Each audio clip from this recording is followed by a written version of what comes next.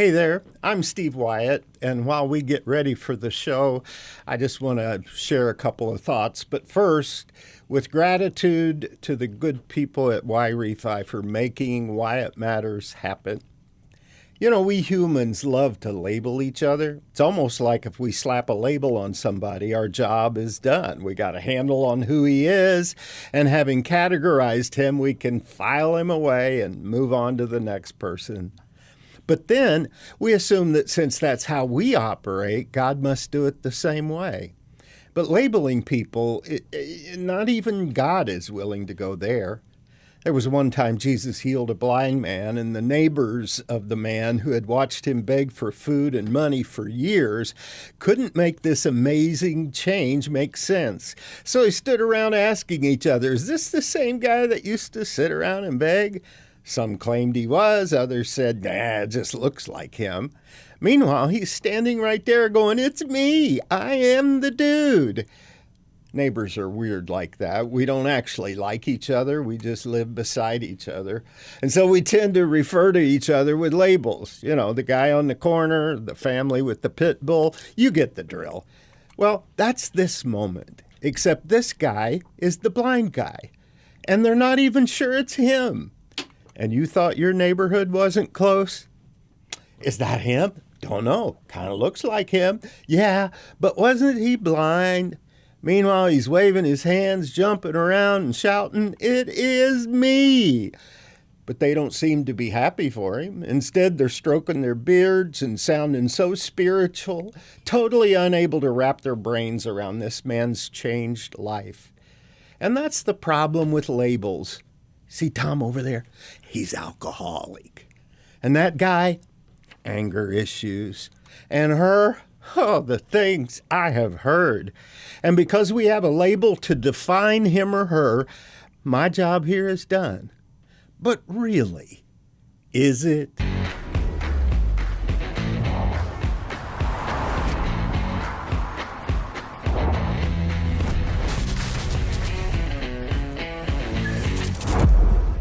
Hey, welcome back to Wyatt Matters, and I'm going to pull in our team today.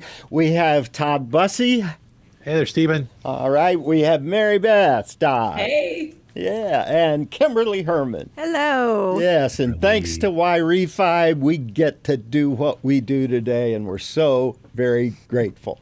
Now's the time in the show when we train our bullseye on all things bonkers, and today's first target is David, the record holder Rush. Right. Now, when I read that this guy's latest record pushes his Guinness World Record total to over 350 titles, I thought, this guy's got to be a deadbeat. I mean, how can you have a job and still train for all that stuff? Well, Turns out I'm an idiot. Because Mr. Rush is an enormously successful tech guru, and his world record attempts, mostly a side hustle, but a side hustle with a purpose. David goes into schools and promotes STEM education, inspiring kids with his message that grit and persistence are the big payoff. And then he does his Guinness thing. Not that Guinness. I'm talking about the world record one, okay? That's a relief with all those kids. What was his latest achievement? Rush broke a record he actually set 2 other times, but this time he balanced a full-size ladder on his chin for 19 minutes, 11 seconds. That's not a talent. That's his chiropractor's whole retirement plan right there. Right, exactly. Now, if you're listening by radio and want to take a peek after the show, go to our YouTube channel and do it, because this thing is crazy. Serial Guinness World Record breaker David Rush has recaptured one of his previous titles. Rush broke the record for the longest duration balancing a ladder on the chin, holding it for 19 minutes and 11 seconds. Now, he first broke that in 2016 with a time of just 5 minutes and 31 seconds. Then he smashed it again in 2018 with 11 minutes. The title was later taken by someone else in 2018 with a time of 18 minutes. That is until now. Rush says of all his 350 records, wow, he's got a lot, this is one of the most painful to train for? I guess so. you He's imagine? balanced a lot of other things as well, including chainsaws and lawnmowers. Now, I don't know about you, but I find these kind of stunts equal parts hilarious, pain creating, and yet oddly impressive. Now, Yeah. before you ask, why would anybody do this stuff? Let me ask you guys, if you had to pick one ridiculous item to balance on your chin, what would it be and why? Honestly, I'm incredulous about this whole thing, and I'm so uncoordinated. I can't even balance my checkbook. So I'm out. I'm tapping out. I'm with tapping ya. out. I'd rather Okay, watch paint dry. Like, Yeah. no desire. It's hard, Yeah. but I'm picking the crying toddler idea of, what if you could balance a crying toddler? Because I know I've done that before with another baby strapped to my chest. So that's what I would Show do. off. So if you were to Yeah. attempt a Guinness record before, what special thing, and I guess I mean dumb talent, could you do? I mean, I can wiggle my ears and my nose, but Really? I Let's just see found that. out that nobody can see it. So Oh, trust me, in you my see this? heart. We believe you. yeah. Oh, wow, Mary Beth. I like that. That's Mary pretty Beth. impressive. That's pretty That's impressive. good I stuff. worked on that a lot as a kid. I can pick up anything off the floor with my toes, All right. just so I don't have to bend over. So That's Prove it, impressive. it's not a talent so much as it's a necessity. My husband can do that. It looks pretty impressive, to be honest. It's a man thing. It's totally a man thing. Can you pick up a ladder with your toes? Well, David Rush reclaimed his title 3 times. So just stubbornly going after again and again and again. I wonder, is there anything in your life that you maybe failed at but kept trying? You mean like everything? Like everything. I can't assembly brings me to tears. I mean, I always end up with like pieces that are facing the wrong direction. That little androgynous man in the guidebook, he fails me every time. Every time. Yes. Every time. Oh, I get it. Is David Rush inspiring? I mean, he's going in and talking to kids and trying to get them to dream again. Is he inspiring, insane, or both? And does the fact that he does this for a good cause change your opinion about the guy? So my counseling cheering hat is coming out because he's not only winning all these accomplishments, but he's being emotionally healthy about it, right? It's not just about, look at me. It's like, yeah, I did these things, but let me share this and teach you and all that great stuff. I think that's awesome. It's My pretty first amazing. instinct was it was a waste of time. But, he's doing these good things. And inspiring children and such. So I did a 180. And Well, there you I'll go. give him a thumbs up. All right, I want to talk a little bit about social media. This is so out of my wheelhouse for one reason, because I'm very old. But I don't feel old until either my joints start creaking or I need multiple attempts just to get out of bed, or when the topic of social media is discussed and the conversation about social media leaves me in disgust. I'm sorry, I don't get it. I never have, probably never will. To me, social media promises big, but it delivers little. For example, it promises increased community, but from my view, it delivers a whole lot of comparison instead. I mean, you log in for a place of belonging, but instead you get bombarded with everybody else's best moment. Meanwhile, you're eating cereal for dinner, wearing the same sweatpants you've had on since last Tuesday. Instead of community, it's competition. Your brain is keeping score whether you want to or not, and you never measure up so well. Everybody else's carefully curated life just looks perfect. And studies back this up. People who do the scrolling thing are twice as likely to battle feelings of loneliness. Social media can turn friends into rivals, so that instead of a cozy evening around the campfire, you're holding up a funhouse mirror that makes everybody else look so much better than you. So anyway, I don't want to be the bad guy with this. So what I'm going to do is I want you guys to teach me. Okay, let's take LinkedIn.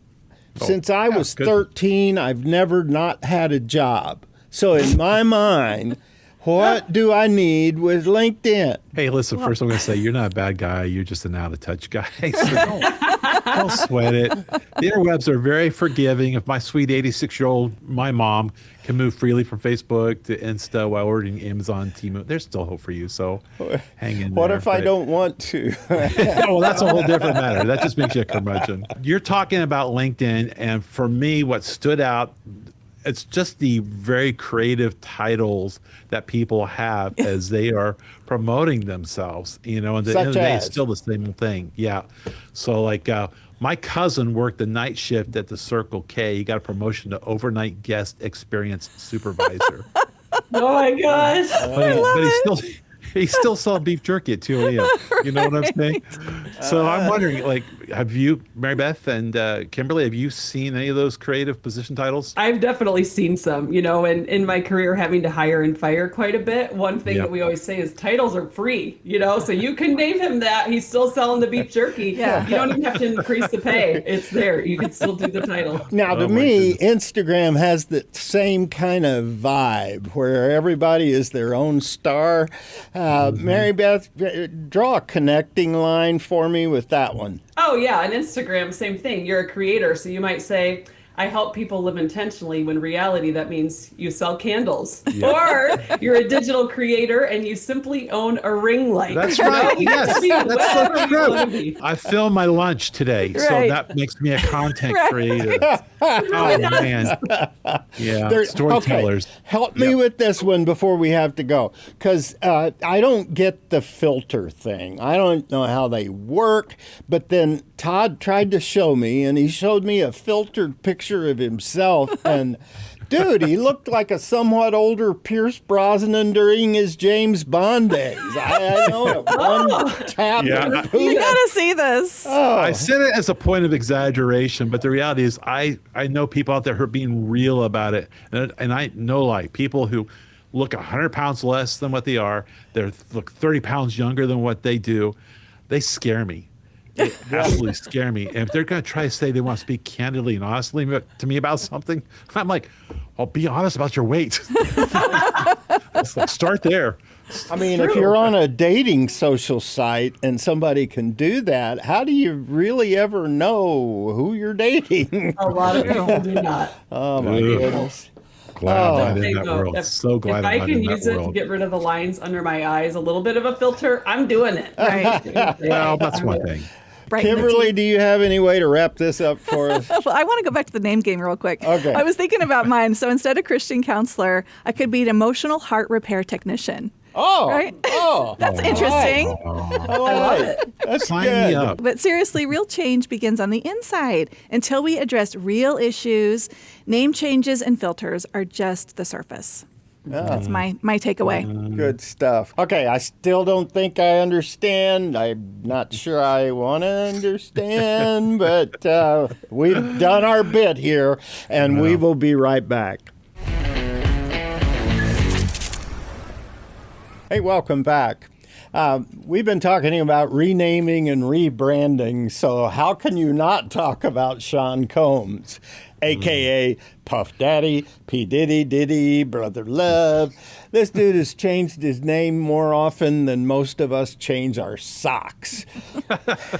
Any guess as to how many names the Didster has had? Anybody? Oh, guys. 5, Nope, 6? nope. Okay. 4, maybe. I don't know. Yeah. Yeah, okay, we'll get there. He started with Puffy, because as a little kid, I guess he huffed and puffed when he got mad. So adorable. That hasn't changed, I guess. Then he became Puff Daddy. This is the flashy rap mogul time, until he had a very bad breakup with J-Lo. How could you break up with J-Lo? And he flipped to P. Diddy. But evidently the P was cramping his style, so he dropped the P and was just Diddy. And then things got weird. He went through a brief swag phrase, but that name only lasted a week, kind of like a gym membership you regret by day 2. Oh, Been there, done that. Personal. So he went back to Puff Daddy, And then he made a huge pivot to love. And then he was brother love, claiming something different now, y'all. Turns out not much different at all. Same old Sean. So he went back to Diddy again. Then for another entire week, 1 week, he was PD Love. That might be my favorite, you know. Gee. Oh, man. If I changed my name that often, my wife would just call me whatever, and we just would be done with it. I get it, man, and Yeah. I'm with you. But this is as good a time as any. If you could rebrand yourself right now, what ridiculous name would you pick? I know mine. I would be called Bruh. And that's because I live in a house of 5 boys and everybody is just bruh around me. That's what I go with. Perfect. It would be perfect. I get it. Love it. Bruh. You know, reinventing yourself is part of the game and entertainment. But I mean, come on, Sean, at some point you got to stop swapping labels and start asking if maybe something needs to be changed on the inside. Now, on the surface, it is kind of funny. Reminds me of Steve Martin in The Jerk. Remember when he said, I don't need this stuff and I don't need you. I don't need anything except this lamp and these matches. Remember that scene? But, yeah. but you zoom in, and Sean's renaming ride, it's a sad and cautionary tale. Most of these name changes were about maybe shaking off bad press, dodging some legal problems, refreshing his brand for a new album, all kinds of things. So Sean was laser focused on how the world perceived him. So he's constantly polishing the exterior, but the part that needed change was the part that never did change. Yeah, that's right. Why did he never even consider that maybe the problem wasn't his name, or that maybe it was never about what people called him? He spent way too much time rearranging the chairs out on the patio and not enough time fixing what was broken inside his house. Changing your name is easy. Changing yourself, that's the hard work that no one else can see and nobody really wants to do. You fast forward to now, and Sean Diddy Love Dude managed to escape the more serious criminal counts against him, but he did get convicted and is currently serving a 15-month sentence in prison, although most Americans, including me, believe he deserved a far harsher penalty. not We all long saw enough. the video of his violence against his longtime girlfriend. So who knows what happened behind closed doors or in those sex and drug-fueled parties that we know he also had. I'm just saying, by any measure, Puff Swag Diddy Love was not a good guy, and no amount of changing his name was going to change that. But now, while he does his time, Diddy's got the time, right? Nothing but time to look at himself on the inside. And I, for one, I'm praying that's exactly what Puff Daddy Diddy Swag Brother Love, but most important, what Sean does with his time. I'm praying for that. All right, we may not like it, but we all have similar stories. Maybe not the name change routine, but this tendency to change the surface instead of focusing on the soul. So let's go there. Have you guys ever chased a surface level kind of solution when what you really needed was something on the inside? Oh, yeah. Oh, yeah. And I might add, I don't imagine of all the titles Sean ever pictured for himself, Guest of the State of New Jersey was high on that list, but that's where he is. Yeah. But I can relate in that a lot of times the things that need to change are in the inside, not the outside. Years ago, I was called out on my stuff, being really high in personality and very low on management and execution.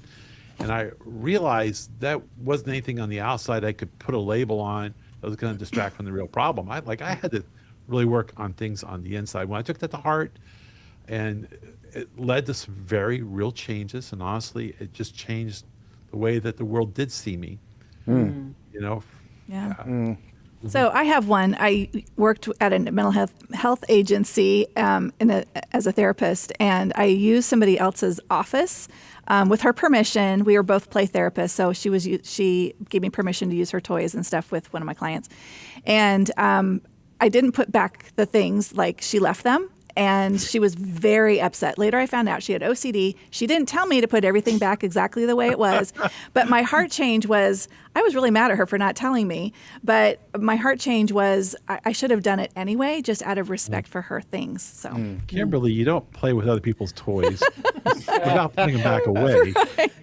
Well, I put them back, just not the way she wanted them to. So I think the thing about Sean Combs and this whole name change antics, I think we all feel the nudge to do a rebrand. The problem is it starts with the heart. Real change isn't about what people call you. It's about who you are when no one is watching. And that's God's specialty. When we turn to him to make a change, he promises not just to rename us, but to renew us from the inside out. There's a great verse in the book of Ezekiel in the Bible. It says that God will give us a new heart and a new spirit. That's a deeper change than a name change. Listen, trying to change your story by chasing outside solutions, that's just costume change. But if you want to make the changes that really, really last, it begins by giving to God your heart. And again, as I said before, and I think you guys agree, we hope that Sean Combs will take the time to do just that. And with that, we will be right back. Hey, I'm Steve Wyatt. Welcome back to the show. We've kind of been talking about labels today and the fact that we tend to use them on ourselves and each other, mostly to limit each other. And because that's how we do it, a lot of people assume that God uses labels in that same way. We use labels to categorize people as we think they currently are. But God calls us a name that draws us to what we can become. And that's the big difference. In fact, the far greater difference is that God then commits himself to growing us into that new name. We use labels to minimize and limit each other, but God's rebranding elevates us so that we become a greater version of ourselves than we could ever have imagined we could be. Now, it would be easy to misunderstand what I'm saying, and I don't want that. So let me give you a few examples of what I'm trying to say. Do you remember David in the Old Testament? He was the runt of the family's litter and so unimpressive that his daddy literally forgot that David was even in the family. But then when God looked at David, he saw a king, and he called David by his new name, the Lord's anointed. Now, in that moment, David was still just a little stinky shepherd boy. But here's what I want you to understand. What God names you, he will make you. And God did that for David.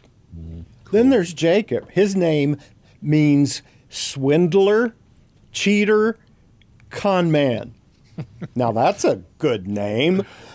But what book did they pick that out of? Jacob wrestled with God one night, God was so impressed by Jacob's grit that he changed Jacob's name from Sneaky McSneakerson.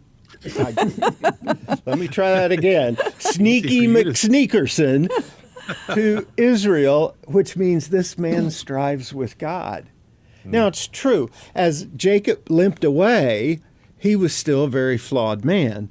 But because God saw a prince inside that little punk, he gave him a new name and chiseled it into reality. Same thing with Gideon. Gideon was actually hiding in a wine press from people that were coming after him. But then God gave him a new name in that very moment. Scaredy cat on the one hand, but God saw what he could be and gave him a new name, which was Mighty Warrior. Now, it took a while for him to grow into that name, but then, you remember when he took 300 soldiers and whooped the greatest fighting force on the planet at that time? Then there's Simon Peter. That dude was about as stable as a Jenga tower during an earthquake. Constantly changing his mind, flitting here and there, emotions up and down like a seesaw on steroids. But Jesus saw in that bowl of wobbly jello a rock. So that's what he called him, Rocky. And on that rock, Jesus built his church. Yeah, Peter still made a lot of mistakes. But when God calls you something, it's not up to you to do the name you've been given, but to simply be what God says you already are. Are you getting where I'm trying to take you? I want you to see is that God can see in you things that you cannot see in yourself. What we seem to see, and the label we use is, I see my failures. I see my inconsistencies, my weaknesses, my flaws. And that's why I assume, as everyone does, there's no way Jesus could fix someone as messed up as me. But God doesn't play in that playground. He operates in a much higher and greater level than we could ever hope. But because we tend to forget that, a whole lot of people, including, I don't know, maybe you, we stand on the sidelines, maybe interested about following Jesus, but unable to imagine that God could do anything of value with someone as messed up as me. Do I have that about right? About right. But listen, what God has named you, he will make you. So if he gives you a new name, which is exactly what he wants to do when you receive Jesus, he will shape you so that you beautifully reflect that name he chose to give you. Are you confused by that? Well, good. We'll talk a little bit more about that. God loves to rename you almost as much as Sean Combs loves naming himself. And he loves giving us names that we don't deserve. Remember when Jesus said, "You are the salt of the earth and the light of the world"? He didn't say that because that's what you and I are supposed to be. He said it because that's what we already are. Yeah. The change is already in you if you believe. So his point is, let God's grace watch over you and just accept the change, something you could never do on your own. But if God has already given you a new name, what was that I said? He will make you what he has named you. He's named you. So you are salt, whether you feel salty or not. Now, maybe you've been following Jesus for a while, so you know that what I'm saying is truth. How many times have you said something like this? I'm still not where I want to be, but I'm a billion light years from where I used to be. Love that line. And we'll talk about that more right after the break. Have you ever said something like, I'm still not where I want to be, but I'm a billion light years from where I used to be? Man, I have. And if I live another 20 years, I hope I still want more. There won't ever come a day when I don't want to be more than I currently am. And yet, I can also rest with where I currently am, because I know that the God who named me, he will make me. So as I strive, I can also rest in his all-covering grace, because God cannot and he never will fail. Here's something God calls us, one of those names we've been talking about, new creation. That's your name. The old has passed away and the new has come. Yeah, but Wyatt, I don't feel new. Well, who cares what you feel? I mean, just kidding. But seriously, if God has named you his new creation, and when you receive him as your Savior, that's exactly what he calls you. And he will make you not into a slightly better version of you, but into a brand new you that has never existed before. And even if you are still wrestling with some of the same old urges and habits and addictions that you had, it's a trust thing. Trusting that because God has stamped new creation over your life, the making part, it's already happened, and it will continue to happen. Oh, yeah. And how about this? In one verse, God gives us 4 new names. Check it out. One name is chosen. Before the world even began, God picked you. Did you know that? And he named you as one of his own. Holy is another one of those names. Did you ever think anybody would call you holy? Well, it doesn't mean perfect, because this side of heaven, you're never going to be that.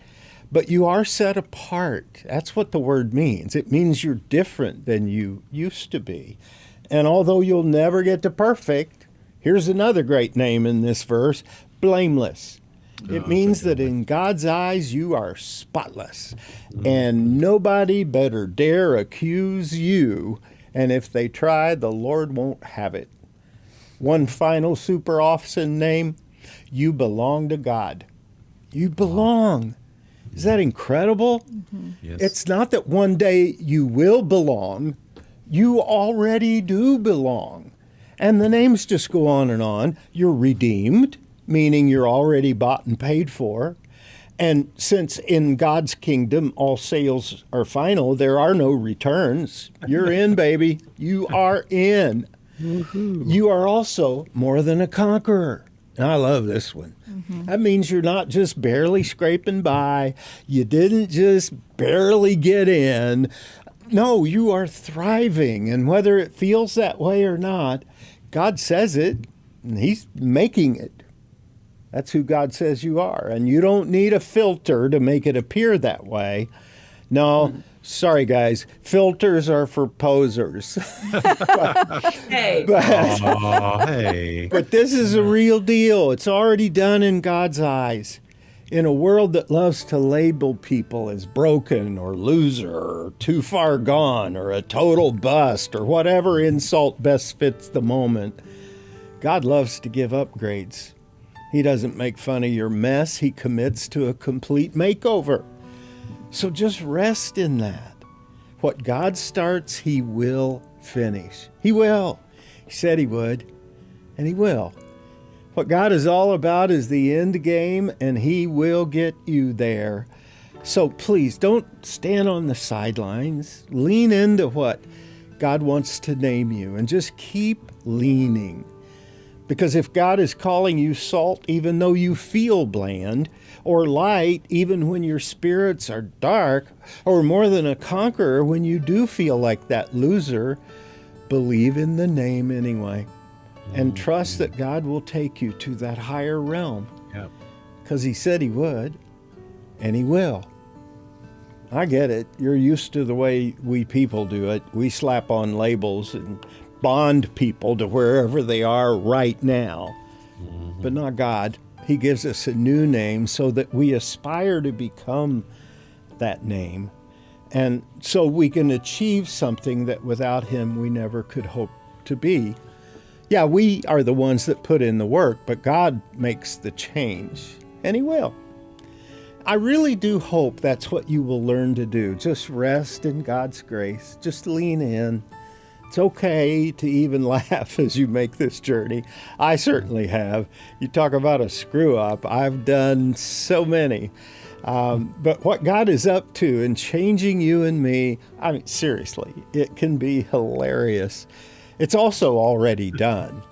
So trust the process, because the God who named you, He will make you. No. That's true. God will.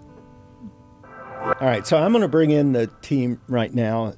Maybe they can help bring some clarity or correct some of my mistakes, encourage you even more. I spent a lot of time on what I wanted to say this week, and I hope I've done a fairly good job of trying to make it clear that God doesn't need our help in this process. I think that's where a lot of us get stuck. And that when God names us, He is going to take us into that place that He has named us to be. And our tendency is we can't believe that we could ever achieve the change that God wants to see in us. And so a lot of people just don't even try. And I really want to talk about that. We were talking about Abraham, right? We were kind of going through his story there. He's a great example. Actually, I just finished reading the book of Genesis. And if you just want to read about a lot of guys who God said, I'm going to tap you out, I'm going to do something with you, and then watch them sort of screw it up because they're trying to do it in their own strength, that's a great list of people. But like Abraham's just one of those, right? He called the father of many nations. He's got that title. tapped out. But I don't know, Steve, like time after time after time, he still leaned into human engineering to try to accomplish the thing that God wanted. And God didn't want anything to do with that. Sometimes he used the non-Christian people, not godly people in the world, to call them out. Yeah, you're right. Let me fill in some of the gaps there too, because God did come to him, and Abraham had proved faithful to what God asked him to do in moving from his hometown out into an unknown place.